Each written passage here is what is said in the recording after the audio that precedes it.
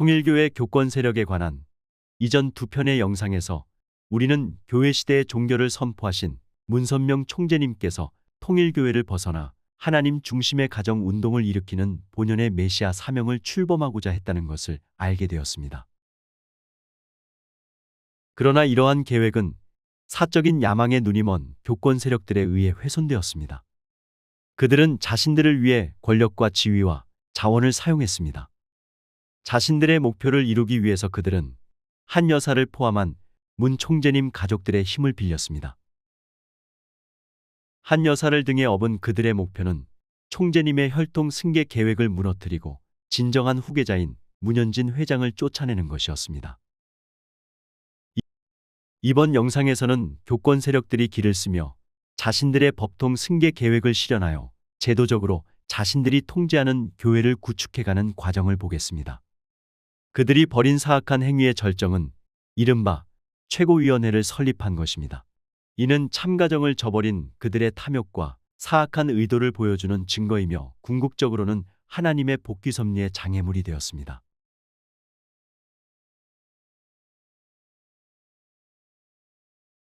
(10년이) 넘도록 문 회장의 형제인 형진 씨, 국진 씨, 인진 씨는 대체로 사적인 삶을 살았고 공적인 역할은 멀리했습니다. 이와는 대조적으로 문 회장은 인생의 대부분을 공인으로 지냈으며 종종 형제들의 몫까지 해야 했고 그들이 일으킨 문제들도 뒷감당을 해왔습니다. 그는 자신의 형제들이 미숙하고 원리와 하나님의 섭리에 대한 이해가 부족하다는 것을 알았지만 결코 그들에게 등을 돌리지 않았습니다. 오히려 지도자와 회원들이 참가정을 비판할 때도 늘 형제들을 보호하였고 그들이 참가정의 일원으로서 짊어져야 했던 삶의 무게와 섭리적인 노정을 설명하며 참가정의 중요성을 상기시켰습니다.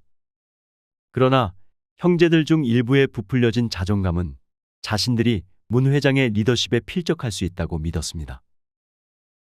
교권 세력들은 그들을 포섭하여 그 야망을 이용했습니다. 그리하여 한 여사와 교권 세력들 그리고 이러한 형제들로 구성된 도당이 결성되었습니다. 2000년대 중후반 이 형제들은 한 여사에 의해 다양한 요직에 임명됐습니다. 문 총재님이 대중들의 인식을 중시한다는 것을 아는 도당은 문현진 회장이 한국에 없는 기회를 이용하여 급히 치룬 취임식을 거행하고 이들 형제들을 자리에 앉혔습니다. 과거에는 요란한 계획 아래 취임식을 진행했던 것과 달리 이들의 취임식은 은밀하고 신속하게 진행되었으며 종종 문 총재님에게 알리지도 않았습니다. 그들의 임명은 문현진 회장의 참석이나 동의 없이 이루어졌습니다. 문현진 회장에게 모든 지도자와 단체에 대한 권한을 부여한 총재님의 지시는 묵살됐습니다. 더욱이 후임자의 취임식은 퇴임하는 지도자를 모시고 거행하던 우리 운동의 전통도 지켜지지 않았습니다. 특히 4차 아담이라는 문현진 회장의 위상을 감안할 때 이것은 있을 수 없는 일입니다. 2008년 형진 씨와 국진 씨는 우리 운동을 떠났던 인진 씨를 다시 데리고 왔습니다. 이는 문 회장을 끌어내리는데 힘을 더하기 위한 것입니다. 그들은 그녀에게 미국 총회장이라는 날조된 직함을 부여했고 문 회장과 정면으로 충돌하도록 파견했습니다. 도당은 문 총재님께서 문인진 씨 역할의 한계에 대해 거듭 언급하셨음에도 불구하고 아랑곳하지 않았습니다. 특히 문선명 총재님은 2008년 녹음된 음성에서 인진이가 미국의 총회장이 아니야 라고 분명하게 말씀했습니다. 그러나 도당은 총재님의 말씀을 무시했습니다. 이 형제들이 무능하고 문 총재님의 가르침과 원리에 대해서도 잘 모른다는 것은 그들이 일을 하기 시작하면서 극명하게 드러났습니다. 특히 형진 씨는 직전에 제2편 영상에서 다루었듯이 참부모를 신격화하고 양위분의 지위가 동등하다고 하면서 아담형 인물의 권위를 훼손하는 신학적 개념을 무분별하게 사용했습니다. 형진 씨는 또한 통일교에서 2012년에 공식 출간한 서적에서 한 여사의 위상을 높이며 신과 같은 지위를 부여했습니다. 그는 참부모를 신격화한 최초의 인물 중 하나였을 뿐만 아니라 문 총재님과 한 여사 사이의 불화를 심화시키고 제도화된 교회의 개념을 추진한 사람이기도 했습니다. 그는 교권 세력들과 한 통속이 되어 한 여사의 자만심을 부추기고 그녀의 손발이 되어 교권 세력들이 통일교회를 제도화하고 섭리에 반하는 교회 제도를 되살리는 데 앞장섰습니다. 1994년 문선명 총재님은 교회 시대의 종교를 선언하면서 통일교회 간판을 내리고 종파를 초월해 종교 간 화합을 도모하겠다는 의지를 밝히셨습니다. 총재님은 솔선수범하여 실천하였으며 교파와 종교의 교리적 차이보다는 보편적인 원리와 가치관과 목표에 초점을 맞추는 것이 중요하다고 강조했습니다. 이는 종교가 조화롭게 공존하는 세상에 대한 비전으로 교리로 인한 분열의 장벽을 넘어 하나님 아래 인류 한 가족의 평화세계를 건설하는 것입니다. 자서전을 포함해 여러 번 총재님은 교회를 세우는 것이 자신의 의도가 아님을 분명히 했습니다. 가정연합 세계회장 시절의 형진 씨는 통일교회 문장이 새겨진 셔츠와 메달을 착용하고 총재님께서 내린 통일교회 간판을 다시 내걸었습니다.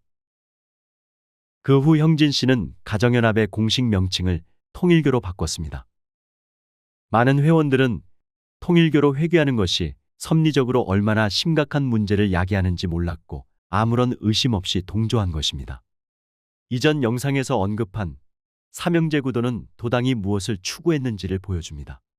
그들은 세 형제들을 세 영역으로 나눴는데 형진 치하의 종교, 국진 치하의 기업체, 문현진 회장의 사회적 영역이라고 했습니다. 도당이 우리 운동을 세 영역으로 나누고 종교와 기업체를 그토록 강조한 방식은 그들이 무엇을 소중히 여기고 탐냈는지를 드러냅니다. 취임식에서 형진 씨는 다음과 같이 말했습니다. 지난 몇 년 동안 많은 사람들이 제게 우리는 더 이상 교회가 아니다. 왜 교회에 집중하는가? 왜 목회를 하는가? 물었습니다. 참아버님께서 우리가 지금 가정연합이 되었다. 교회를 폐쇄했다. 세계평화연합을 열었다. 등등을 말씀하셨습니다. 만약 우리가 이 운동의 종교적인 측면을 제거한다면 그것은 단지 우리를 사회운동으로 밀어 넣을 뿐입니다. 교회는 우리 조직의 기본 정체성입니다. 우리는 교회의 성장과 교회 강화에 집중할 것입니다. 2010년 2월 19일 국진 씨는 형진 씨의 취지를 앵무새처럼 되풀이하면서 다음과 같이 말했습니다. 통일교회에 혼란이 있는데 우리는 메시아 운동이냐 평화 운동이냐? 우리는 종교 운동인가 사회 운동인가 하는 것입니다. 만약 우리가 평화 운동이라면 우리는 성공하기가 매우 힘들 것입니다. 우리가 평화 운동이라면 저는 그만둘 것입니다. 저는 월급 없이 일합니다.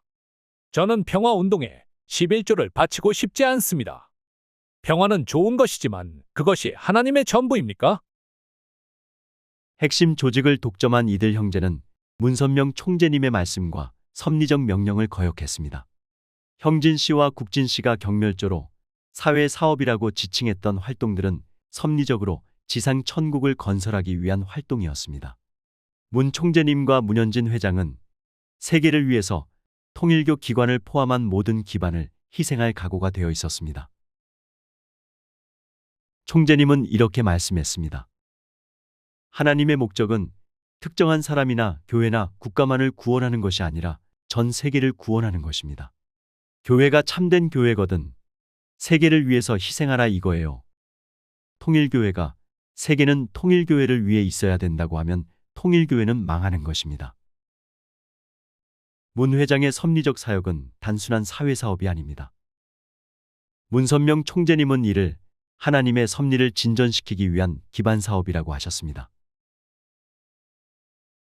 실제로 문현진 회장의 비전과 사역은 2008년에 통일운동을 정점으로 이끌며 여러 나라에서 국가 복귀를 위한 전례 없는 성공을 거두었고 문 총재님은 이에 대단히 기뻐하셨습니다. 그러나 그가 가져온 성공은 도당과 그들의 계획에 큰 장애가 되었습니다. 형진 씨와 국진 씨는 문현진 회장이 성공적으로 행한 조치들을 중단시켰습니다. 문 회장이 통일운동 내에서 시행했던 개혁과 인사 배치를 냉담하고 무지하게 취소하여 허물어 버린 것입니다. 그 빈자리에는 대부분 자격이 없고 기회주의적인 인물들을 앉혔는데 이들은 과거에 지도자의 역량을 인정받지 못했던 사람들입니다. 두 형제의 정치적 계산은 문현진 회장과 관련된 모든 사람과 조치들을 제거하는 것이었습니다. 그들은 자신들의 행동이 통일운동에 미칠 장기적인 영향을 인식하지 못했습니다. 그들의 그릇된 리더십으로 인해 이후 몇 년 동안 식구들, 특히 이 세대의 대탈출이 있었는데 이는 도당에 의해 시작된 분열이 절정에 달하면서 더욱 심화되었습니다. 그러나 두 형제가 한 일에 대한 보상으로 한 여사와 교권 세력들은 형진 씨를 새로운 후계자로 추켜 세우며 승진시키고 국진 씨를 천재적인 사업가로 칭송했습니다. 김효율은 이렇게 말했습니다. 지금 형제님은 아버님으로부터 사명을 받은 후 아버님의 후계자여 아버님의 계승자로서 사명을 다하고 있습니다. 분명하게 이제 형제님은 아버님 어머님의 후계자이며 계승자입니다. 두 형제의 영광은 오래가지 못했습니다. 한 여사와 교권 세력들이 형진, 국진, 인진 씨를 철저하게 이용하여 문현진 회장을 무너뜨린 후에는 그들을 곧 폐기할 것이었습니다. 결국 이 형제들은 신격화와 동격이라는 비원리적인 개념과 삼형제 구도를 전 세계 회원들에게 홍보하는 도구였습니다. 또한 제도화된 교회에 대한 교권 세력들의 의제를 진전시키기 위한 도구였던 것입니다. 이러한 신학적 분열이 결국 물리적 분열로 이어지는 가운데 통일운동의 자산이 강탈당하고 유용되는 여건이 만들어지고 말았습니다.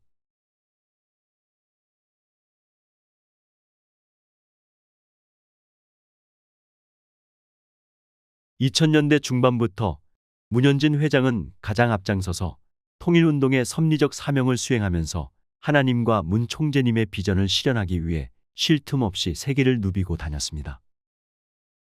그러나 도당은 그가 없는 동안 궁전에 남아 자신들의 권력을 공고히 할 방법을 모색했습니다. 도당의 목표는 주요 섭리 조직들을 장악하는 데 있었습니다. 그러나 통일운동 역사상 그러한 선례는 없었습니다.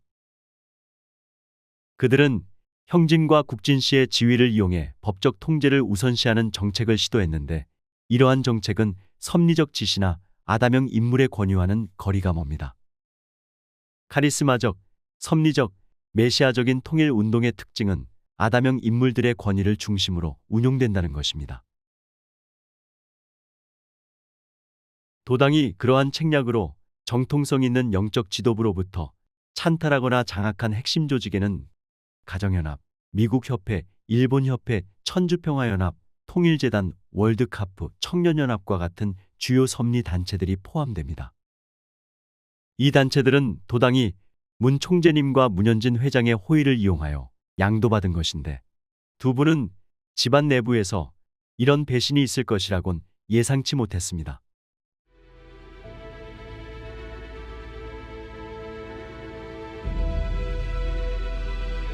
잘 알려진 바대로 문현진 회장이 사역을 시작했던 초기에 문 총재님으로부터 자신의 새로운 계획에 대해 이따금씩 공개적으로 강한 질책을 받은 것은 교권 세력들의 거짓말과 조작된 보고 때문이었습니다. 그럼에도 불구하고 문 회장은 자신의 계획들이 궁극적으로 총재님의 섭리적인 목표를 실현하는 데 도움이 될 것이라는 확신을 했고 결국 목숨을 걸고 앞으로 나아갔습니다. 그리고 어김없이 3년 정도가 지나서 문 총재님은 문현진 회장이 거둔 결실을 보고 교권 세력들이 자신에게 거짓말을 했다는 것을 인지했습니다. 사석에서 뿐만 아니라 공석에서도 총재님은 문 회장의 노력에 대해 진심으로 감사하며 억울하게 누명을 썼음에도 불구하고 신념을 굽히지 않은 것에 고마움을 표했습니다. 도당은 한국 속초에서 열린 집회에서도 문 총재님이 문 회장을 공개적으로 비난하도록 만들 계획을 세웠습니다. 그런 일은 기본적으로 늘 있는 일이었고 문 회장에게는 전혀 새로운 것이 아니었습니다. 그러나 속초 모임은 여느 때와 달랐습니다. 문 회장의 형제들과 한 여사는 철저한 작전을 세워 문 회장이 문 총재님에 의해 십자가에 공개 처형당하는 것처럼 보이게 했습니다.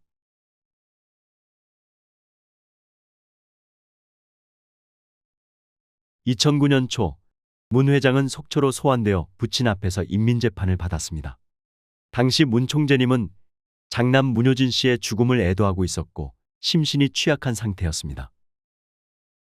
교권 세력들은 문 회장을 제거할 좋은 기회라고 생각했습니다.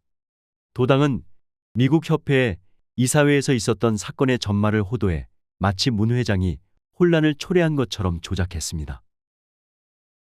그들은 문 회장이 문제의 근원이라고 보고했습니다. 게다가 교권 세력들은 문 회장이 통일운동 전반에 걸쳐 더 큰 문제를 일으키고 있다고 했습니다. 그 이유는 도당이 구축한 거짓 위계질서와 그들이 내리는 지시에 동조하지 않는다는 것이었습니다. 하지만 그것은 모두 터무니없는 모함입니다. 왜냐하면 모든 인원과 단체에 대한 권한이 문현진 회장에게 있었기 때문에 그는 자신의 권한 내에서 모든 것을 변경할 수 있는 것입니다. 하지만 그들에게 진실은 중요하지 않았습니다. 교권 세력들은 혼란을 조성하고 이를 속초 거짓 연계 메시지를 지어내는 구실로 삼았고 그것을 문선명 총재님이 애도하던 아들 효진 씨가 연계해서 보낸 것이라고 주장했습니다. 그들의 연계 보고서는 소위 혼란에 대한 해결책을 제시한다고 주장했습니다. 이 보고서에 따르면 연계는 세 형제가 한 여사의 지위를 받기 원하며 문현진 회장은 형진 씨에게 보고해야 한다고 했습니다. 이 거짓 메시지는 도당이 무엇을 추구하는지를 드러냅니다. 그것은 삼형제 구도와 형진 씨의 후계자 주장을 합리화시키는 한편 한 여사의 위상을 높이고 제도화된 교회 체제를 정당화하는 내용이었습니다. 비극적이게도 문 총재님은 그것이 진짜라고 믿었고 문 회장을 포함한 모든 참석자들에게 연계의 뜻을 받아들이라고 지시했습니다. 문현진 회장은 이러한 사악한 비난을 온몸으로 받으며 그의 휘하에 있는 지도자들이 그 비난에 직면하지 않도록 보호했습니다. 휘하의 이사들이 정죄받는 것을 막기 위해 그들을 변호했습니다. 교권 세력들은 문 총재님으로 하여금 아들을 공개적으로 십자가에 못 박도록 하는 데 성공하였고 자신들이 만든 인민재판장에서 자신들이 제안한 안건을 받아들이라고 요구했습니다. 교권 세력들의 타락과 위선이 낱낱이 드러났습니다. 그들은 문선명 총재님의 승계 계획을 훼손하여 3대 왕권을 어기고 참가정을 파괴하고 참 후계자를 십자가에 못 박은 후 참가정을 대체하여 제자인 자신들이 좌지우지하는 사악한 교회체제를 구축했습니다. 교권 세력들은 타계한 아들에 대한 연민을 이용하여 고령의 문 총재님께서 가장 취약한 시기에 이런 일을 저질렀던 것입니다. 돌이켜보면 문 총재님께서 교권 세력들을 루시퍼보다 나쁜 사람들이라고 표현한 것도 충분하지 않은 것 같습니다. 도당의 속임수가 밝혀지게 된 것은 교권 세력 양창식 씨가 나중에 회원들의 압박으로 자초지정을 설명하는 가운데 자신이 가짜 연계 보고서의 작성자였고 그 일은 한 여사의 지시에 따른 것이라고 밝혔기 때문입니다.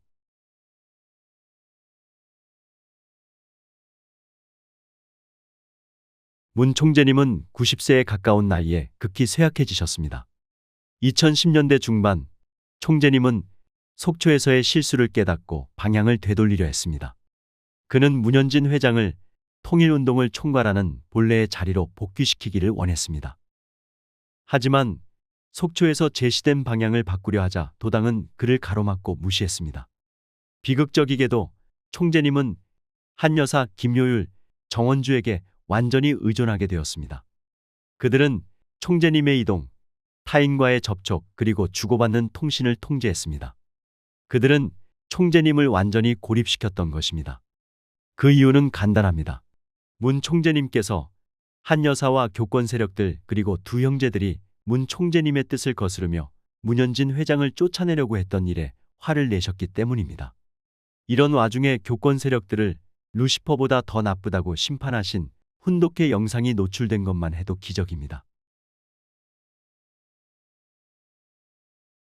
속초 사건 이후 도당이 문현진 회장을 천주평화연합에서 해임하고 형진 씨를 회장으로 취임시키자 문선명 총재님은 형진 씨의 취임식을 취소하고 문현진 회장을 복직시킬 것을 명령하셨습니다. 그런데도 도당은 문 총재님의 지시를 무시하고 그 기록조차 지워버린 뒤 아무 일도 없었다는 듯 일을 계속했습니다. 당신의 지시가 묵살되며 완전히 좌절하신 문 총재님은 대중 앞에 모습을 드러낼 때 이외에는 자신과 아들이 받고 있는 처우에 대한 혐오감을 드러낼 기회가 없었습니다. 그래서 문 총재님은 수차례의 공개 행사에서 문 총재 아내의 자리도 없다며 한 여사에 대한 분노를 표출했습니다. 문 총재님은 한 여사가 섭리를 배신했다고 질책했을 뿐만 아니라 형진과 국진이 당신과 통일운동을 조롱하고 형을 십자가에 못 박는 데 앞장선 것에도 분노를 표출했습니다. 그는 여러 차례 형진이 후계자가 아니며 국진을 그 직책에 임명하지도 않았다고 말씀했습니다. 총재님은 그들에게 문현진 회장을 다시 데려와서 그와 하나 될 것을 촉구했습니다. 2011년 5월 15일 독일을 방문했을 때 문 총재님은 이렇게 말씀했다고 합니다. 현진이가 다쳐선 안 돼. 현진이가 피를 흘려서는 안 된다고. 왜 요란을 떨어? 다 중지해. 몽골 가서 버리지 마. 김여율과 주동문이 문제야. 그 두 놈이 그렇게 만들었어. 그들이 원흉이야. 내가 다 알고 있다. 문 총재님의 질책에 교권 세력들의 계획이 수포로 돌아갈 위기에 처했습니다. 그래서 도당이 훈독 집회의 영상 자료를 최소화했고 나중에는 완전히 없애기로 한 결정은 총재님께서 자신들을 반대하고 자신들의 행위를 폭로하는 것이 두려웠기 때문입니다. 한편 통일교회 교인들은 교권 세력들이 저지르는 섭리적 범죄에 가담하도록 유도되었습니다. 문선명 총재님의 진위를 가리고 그 뜻을 전복시키려는 교권 세력들의 시도, 총재님의 혈통 승계자를 몰아내기 위한 교권 세력들의 배신, 그리고 참가정 일원들의 선동에 의해 교인들도 그들의 범죄 행위에 연루되었습니다. 문 총재님의 말씀 대신 전 세계 교인들은 교권 세력들의 왜곡된 전달 사항을 따랐고 의도했든 의도치 않았든 메시아적 인물인 문 총재님과 그의 진정한 후계자이며 유일한 또 한 명의 아담형 인물인 문 회장의 권위를 훼손하는 데 가담했던 것입니다.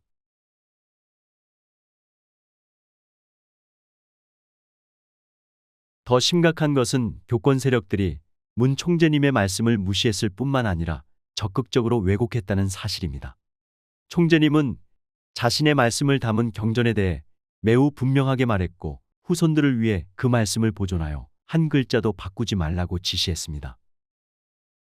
그러나 2012년 문선명 총재님이 생애 말년에 병원에 입원하시자마자 교권 세력들과 한 여사는 역사편찬 위원회를 찾아 총재님의 말씀을 변경하기 시작했습니다. 낡은 내용을 업데이트한다는 명목하에 교권 세력들은 분열, 섭리적 지시, 문현진 회장의 중요성에 관한 모든 언급, 그리고 문 회장과 하나 되라는 총재님의 당부 등을 모두 삭제했습니다. 그들은 또한 한 여사와 형제들, 교권 세력들을 질책하신 말씀들도 모두 제거했습니다. 그렇게 많은 경전들을 변경하여 다시 출판했습니다.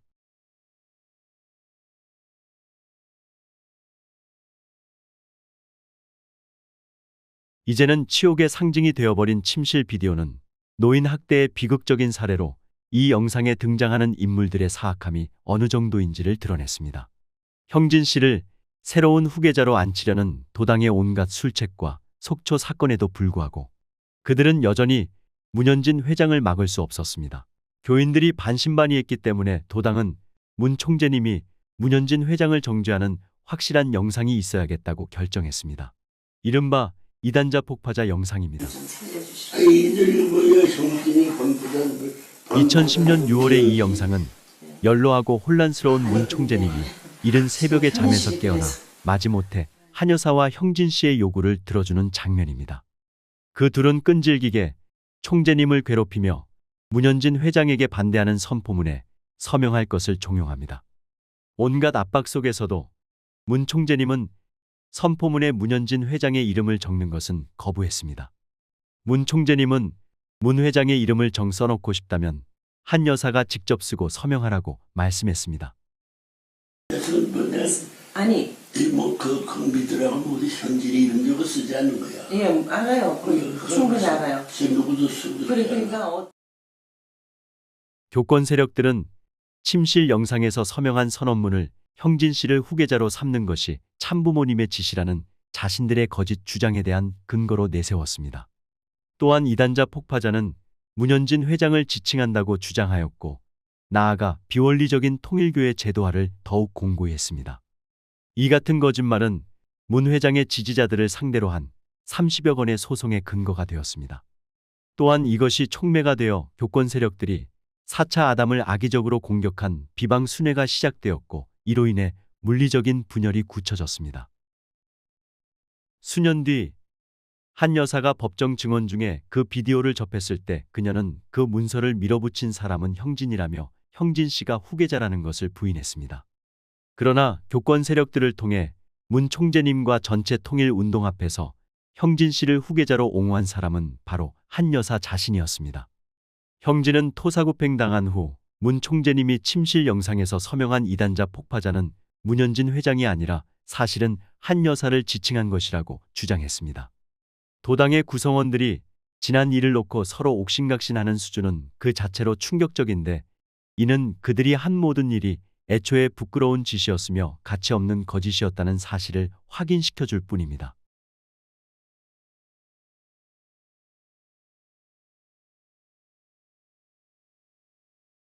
통일교회 신도들도 비난으로부터 자유롭지 못합니다. 비록 그 책임의 상당 부분이 문 총재님의 의도와 방향에 대해 거짓말을 하고 오도한 교권 세력들에게 있지만 교인들의 맹목적인 수용 때문에 이런 어처구니 없는 일이 전개될 수 있었던 것입니다. 원리와 문선명 총재님의 가르침은 진리를 분명하게 설명하고 있으며 맹목적인 신앙을 경계합니다.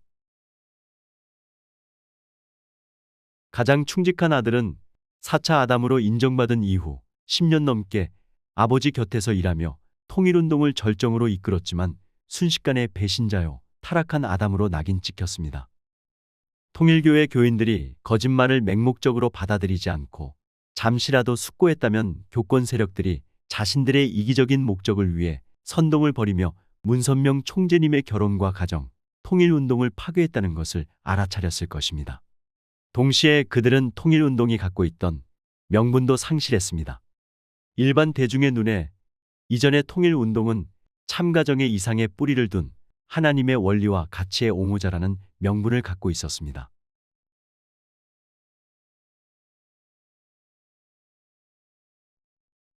속초 사건과 침실 영상 이후 교권 세력들은 공개적으로 문현진 회장을 공격하는 순회 집회와 교인들을 상대로 한 비방 캠페인을 전개했습니다. 이것 역시 통일운동의 역사에서 일찍이 일어난 적이 없었던 일이고 심지어 범죄 고발을 받아 마땅한 지도자와 구성원들에 대해서도 그런 일은 없었습니다. 참가정에 대해서는 물론 특히 4차 아담에 대한 것은 말할 것도 없습니다.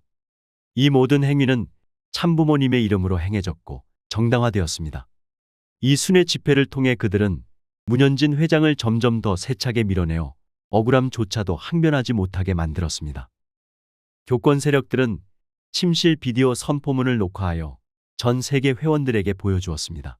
그런데 유출된 이메일에서 소위 참부모 선포문의 배후에 있는 사람들이 누구인지 밝혀졌습니다. 교권 세력들의 악마적 본성은 김효율이 신동모에게 보낸 이메일에 잘 나타나 있는데 거기에는 다음과 같은 씁쓸한 내용이 적혀 있습니다. 이번에 참아버님께서 직접 휘호하여 보내주신 선포문은 지도자들과 식구들에게 먹혀 들어가는지요? 한 가지 아쉬운 점은 그 선포문에 문현진 이름 석자를 새겨 넣지 않았다는 것입니다. 추후 필요하면 다시 한번 이름을 박아 넣어서 최후 통첩을 할 수도 있겠지요. 이 이메일에서 알 수 있듯이 그들의 주된 관심사는 조작된 문서들이 얼만큼 영향력을 갖고 더 많은 회원들을 사악한 행위에 끌어들이냐는 것이었습니다. 그로부터 1년도 채 지나지 않은 2011년 5월 교권 세력들은 다시 참부모님의 이름을 내세워 또 다른 성명서를 만들어 홍보했습니다. 김효율과 신동모의 이메일에서 볼 수 있듯이 그들은 문 총재님을 이용했고 총재님 명의에 대한 교인들의 신뢰를 훼손했습니다. 이번에는 UCI를 장악하려는 의도였습니다. 새 선언문을 들고 교권 세력들은 참부모님 선포문 실행, 세계 축복가정 식구 결의대회라는 명칭 아래 김영희, 양준수, 사길자, 박보희, 오야마다 히데오, 가지쿠리 겐타로 등의 원로들이 회원들을 대상으로 순회 집회를 가졌습니다. 유경석, 정진화, 리처드 바흐 등 2세대 리더들을 비롯해 조슈아 카터, 필리스 김, 석준호, 도쿠노 에이지 등이 동참했습니다. 그들의 인격 살인 캠페인의 목적은 문현진 회장을 돈과 재산 때문에 아버지를 배신한 사람으로 낙인 찍는 것이었습니다. 그리고 이는 법적 조치를 정당화할 수 있는 근거로 쓰였습니다. 이 순회 집회는 문 회장의 이미지를 훼손하고 그와 어울리면 왕따 당할 것이라고 협박했습니다. 더욱 지저분한 것은 축복식에 참석하지 못한다거나 사망 시 성화식을 치러주지 않겠다는 협박입니다. 그들은 문 회장 측 사람들에게 곽그룹이라는 딱지를 붙이며 그를 지지하는 사람들을 갈라치고 조롱했습니다. 그 악의적인 내용들은 사실 여부에 대한 검증 절차도 없이 발표되었으며 순진한 회원들의 감성을 최대한 자극하는 방향으로 기획되었습니다. 그리고 이 회원들은 문 회장이 총재님에게 반하는 행동을 하고 있다는 교권 세력들의 말을 그냥 믿었습니다.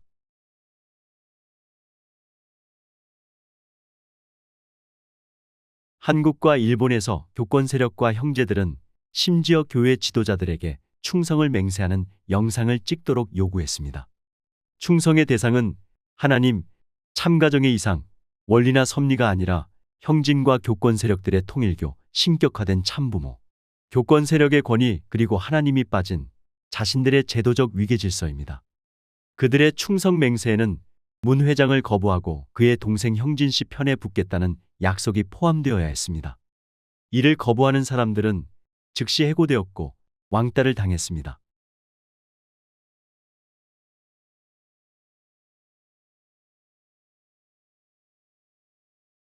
문 회장을 배신자이자 타락한 아담으로 낙인 찍는 데 성공한 도당은 다음 단계인 소송을 계획했습니다. 통일운동의 모든 단체와 자산을 장악하고 싶었던 도당은 문 회장의 휘하에 남아있는 것을 모조리 차지하기 위해 준비를 했습니다. 소송을 한다는 생각은 국진의 발상이었고 교권 세력들은 이를 전폭적으로 받아들였습니다. 국진 그리고 교권 세력인 김효율과 주동문은 서로 공모해 문 회장을 상대로 소송을 제기했습니다.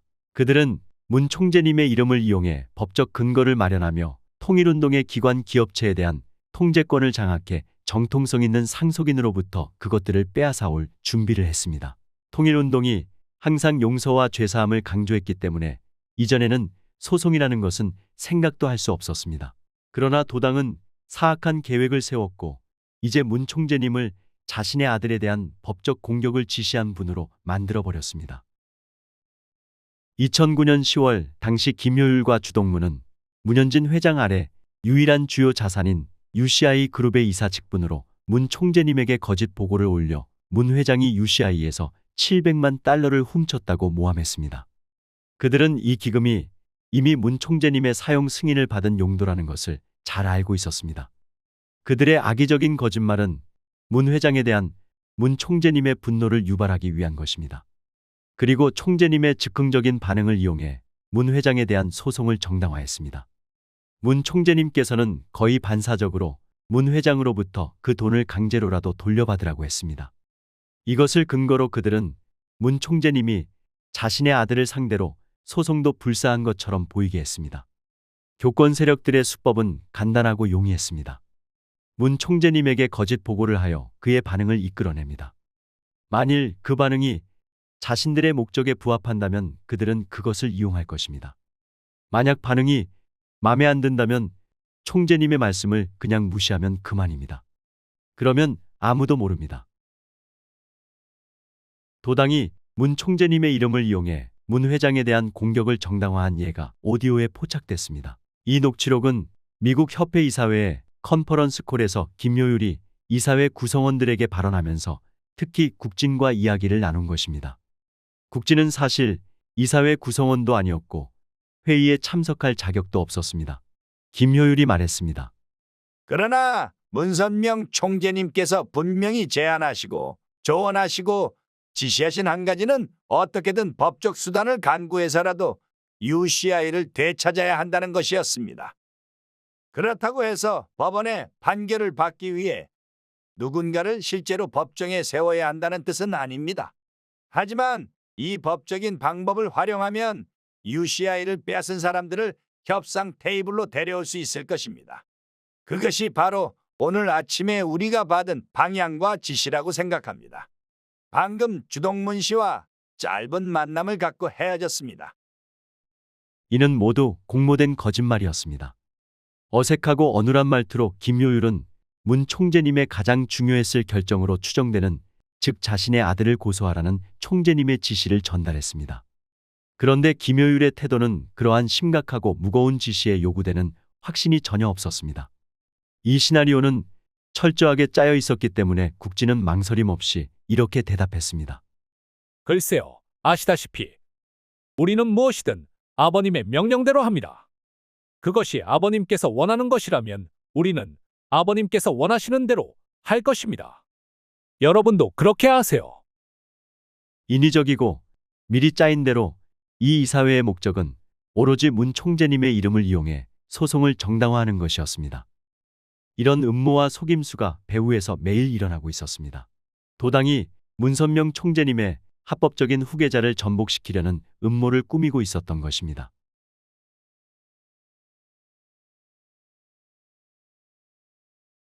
문 총재님은 하나님 앞에 기원절이라는 이정표를 세워드리기를 갈망했습니다. 기원절은 참부모와 참가정의 이상이 정착될 때에만 실현될 수 있습니다. 그 기반 위에 하나님의 주권이 세워지는 것입니다. 그리고 총재님은 참가정의 정착을 위한 부자협조의 중요성을 설명했습니다. 2012년 8월 2일, 타계 한 달 전 김효율로부터 또 다른 거짓 보고를 받으시던 총재님은 한 여사에게 물컵을 던지며 다음과 같이 호통치셨습니다. 현진을 데려와. 현진이 안 데려오면 기원절은 없어. 그러나 문 총재님께서 세상을 떠난 후 도당은 기원절이 세워졌다고 주장하며 사악한 범죄를 가중시켰습니다. 진실은 총재님께서 하나님께 기원절을 이루어드리겠다는 평생의 목표를 실현하지 못한 채 세상을 떠나셨고, 그 원인은 그들의 배신 때문이라는 것입니다.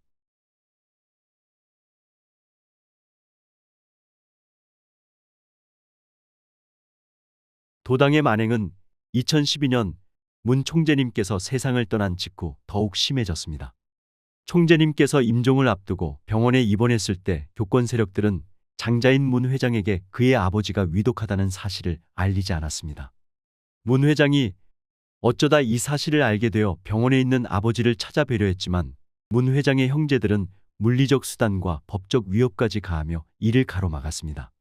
그리고 도당의 정말 부끄럽고 비열한 행위는 문 회장의 가족을 유족 명단에서 삭제하고 교인들을 동원해 진입로에 인간장벽을 세워 문 회장이 부친의 장례식에 참석하지 못하게 막은 것입니다.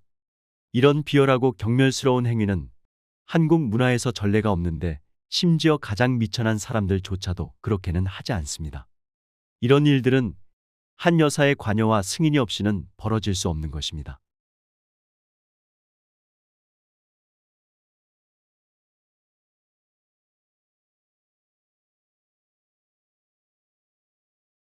하늘은 통일교라는 제도에서 완전히 떠났습니다. 그들의 행동은 저주를 받았습니다. 이는 총재님 서거 이후 통일교가 연이은 스캔들로 붕괴하기 시작한 데서 잘 드러납니다. 감독도 안 되고 아담의 권위도 없는 교권 세력들은 여전히 방종하고 권력을 유지하는 것만이 유일한 목적입니다. 필연적으로 그들이 하는 일은 모두 실패합니다.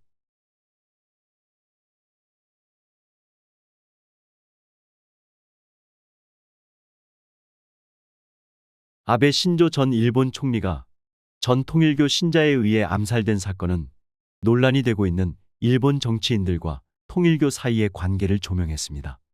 교권 세력들은 항상 일본 통일교에 의존하여 부실한 재정을 채웠으며 부패를 일삼아왔지만 이제는 그 지속 가능성에 의문이 제기되고 있습니다. 아베 사건이 독생녀 조직에 엄청난 재정적 부담을 주면서 교권 세력들의 부패와 무능은 재정 파탄의 길로 이어지고 있습니다.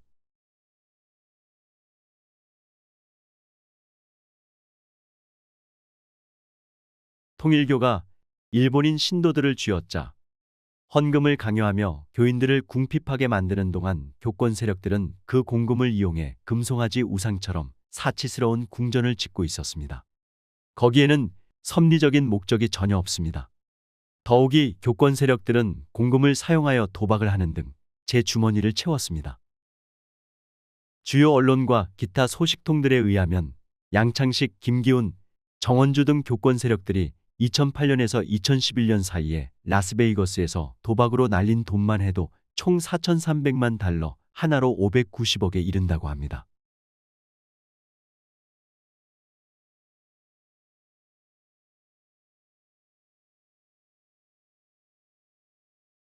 교권 세력들은 부패했을 뿐만 아니라 그들의 좋지 못한 경영 기록은 그 무능함을 여실히 보여줍니다. 지난 몇 년 동안 전 세계 통일 운동의 부동산이 헐값에 팔려나갔습니다. 이 영상이 제작된 현재까지 많은 부동산이 이미 팔렸거나 매물로 나와 있는데 절대 팔지 말라던 문 총재님의 지시도 소용이 없습니다. 미국 통일교 회장 데미안 던클리는 최근 교권 세력들에게 뉴요커 호텔이 위기에 처해 있다고 말했습니다. 호텔은 불안정한 상태로 저당 잡혀 있습니다. 던클리는 또한 워싱턴 타임즈가 한 달에 80만 달러를 적자 내고 있기 때문에 지속 가능하지 않다고 말했습니다. 모든 계획, 사업, 프로젝트는 교권 세력들의 무능과 부패로 인해 손 떼는 것마다 독이 되고 저주를 받고 있습니다.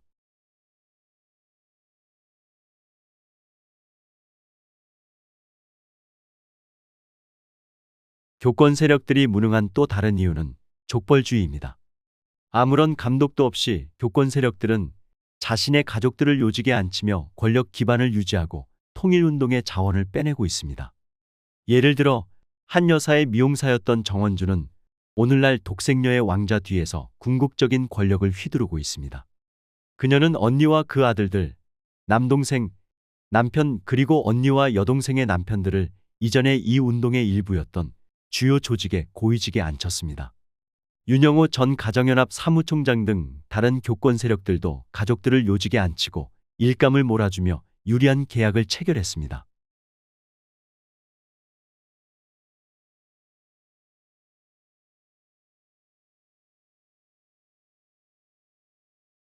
아담형 인물의 권위를 배반하면서 독생녀는 사탄의 교권 세력들에게 자유로운 통제권을 부여했습니다. 문 총재님께서 세상을 떠나고 4차 아담을 쫓아낸 후 교권 세력들은 그들의 목표를 달성하는데 아무런 장애물도 없었습니다.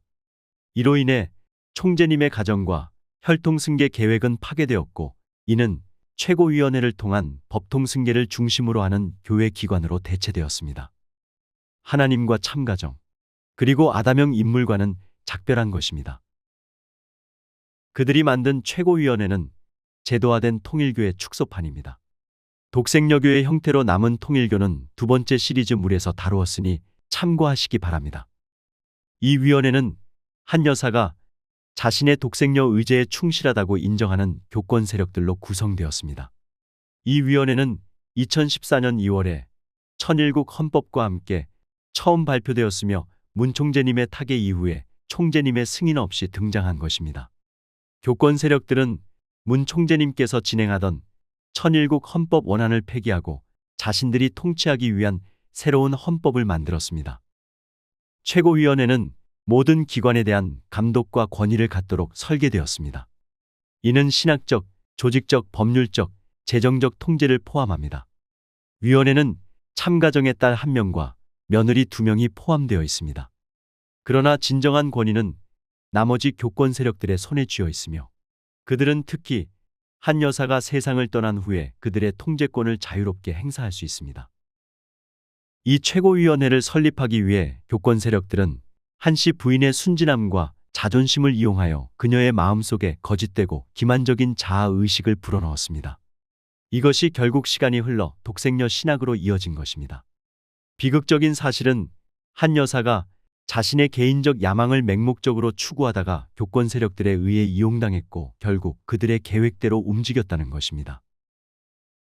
한 여사는 통일운동의 핵심 부분들을 정통성 있고 합법적인 아담의 권위로부터 빼앗아 이를 교권 세력들의 손에 넘겨주는 역할을 했습니다. 그녀가 아닌 교권 세력들이 진짜 권력의 소유자가 된 것입니다. 한 여사가 남편과 아들을 배신하고 최고위원회를 설치함으로써 교권 세력들은 아담의 권위에 속했던 조직과 자산에 대한 통제권을 갖게 되었고 그럼으로써 교권 세력들이 법통 승계 모델을 확립하도록 도왔습니다. 그러나 아담의 권위가 없는 이 사악한 조직은 하늘을 대적하고 있으며 멸망할 때까지 계속해서 나쁜 열매를 맺을 것입니다. 예수 말씀대로 열매를 보면 그들을 알게 될 것입니다.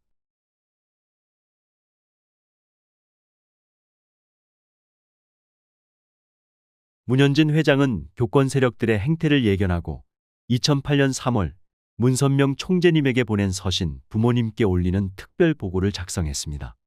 그의 편지는 하나님의 섭리에 대한 문 총재님의 본래 방향을 이해하는 청사진이었을 뿐만 아니라 이 교권 세력들이 사탄의 도구가 될 수 있다는 현실적 가능성을 예견했습니다.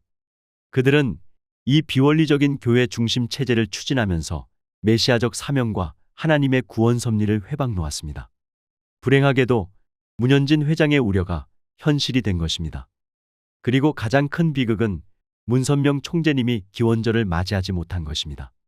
기원절은 총재님의 일생의 사명이자 꿈이었지만 총재님께서 서실 수 있는 기반이 마련되지 못했기 때문이었습니다. 그러나 하나님의 섭리는 인간의 실패에 얽매이지 않습니다. 그것은 그분이 택하신 인물들과 그들의 가족들을 통해 계속 진행되고 있습니다. 현재 하나님의 섭리적 뜻은 아담형 인물인 문현진 회장님과 그의 가정을 통해 진전되고 있으며 끊임없이 승리를 거두면서 전례 없는 수준에 도달하고 있습니다. 그의 사역을 좌절시키려는 배신과 모든 시험을 넘어선 것입니다.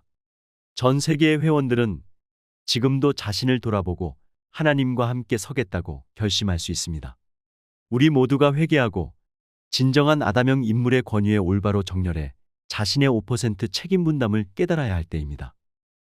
이 영상은 원리를 알고 그에 따라 사는 삶과 하나님의 길에서 벗어났을 때 극명한 결과를 상기시켜 줍니다. 우리는 이러한 교훈을 마음에 새겨 아담형 인물의 인도를 받아들이고 하나님과 그분의 섭리에 부합하도록 합시다. 다음 영상에서는 생철이 교회를 만든 문영진과 문국진이 오늘날 통일운동이 처한 분열과 구제불능의 상태를 가져오는데 어떤 역할을 했는지 살펴볼 것입니다.